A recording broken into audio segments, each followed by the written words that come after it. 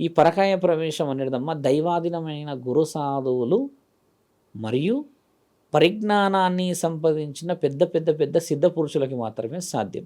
Okay. పరకాయ ప్రవేశం అంటే ఏం తెలుసా అమ్మ? అంటే మీకు మళ్ళీ మళ్ళీ పరకాయ ప్రవేశం అనేది ఎందుకు చెప్తున్నా అంటే, నీ శరీరం నీ ఆధీనంలో నుంచి వేరే వారి శరీరం ఆధీనంలోకి పోవడం. అంటే ఒక రకంగా ఈ మధ్య కాలంలో దయ్యం పట్టింది ఇలాంటివి చెప్తుంటారు. అది పరకాయ ప్రవేశం అది అనొచ్చా? పరకాయ ప్రవేశం కాదు అది. ఆ. అదేంటంటే మీరు అన్నట్టు అది పైశాచికత్వం. పరకాయ ప్రవేశం ఓపెన్గా చెప్పాలి ఏంటంటమ్మా, మొన్న ఒక సందర్భం విన్నాం మేము. ఒక అమ్మ ఆరోగ్య పరిస్థితి బాగలేక 3 నెలలు 4 నుంచి కోమాల్లో ఉంది. కోమాల్లో ఉన్న తర్వాత ఆవిడ చెప్పిన ఎగ్జాంపుల్స్ అంటే ఆవిడ కోమాలో ఉండి కూడా 7-8 సంవత్సరాల క్రితం కోమాల నుంచి బయటకు వచ్చేసారు. 3-4 ఇయర్స్ 3-4 మంత్స్కేమో. వచ్చిన తర్వాత ఏం గుర్తున్నదమ్మా అని అడుగుతారు కదా సహజంగా. అవును.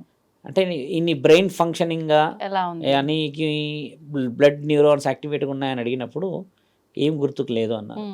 అంటే కోమాలో నుంచి నీవు బయటికి వచ్చే ముందు రోజు ఏమైనా గుర్తుందా అని అన్నప్పుడు, ముందు రోజు ఒక వ్యక్తి ఆకాశంలో నుంచి వచ్చి నన్ను దగ్గరికి తీసుకొచ్చి అంటే లోపల ఇట్లా వేసేసి లేకపోతే ఇట్లా బయటికి లాగేసేసి మన సినిమాలో చూస్తాం చూడండి, అట్లా నన్ను ఎవరో వచ్చి తగిలినట్టు అనిపించింది అన్న ఆ స్పర్శ ఒకటి గుర్తుంది నాకు అని ఇంట్లో వాళ్ళకి చెప్పిన సందర్భం.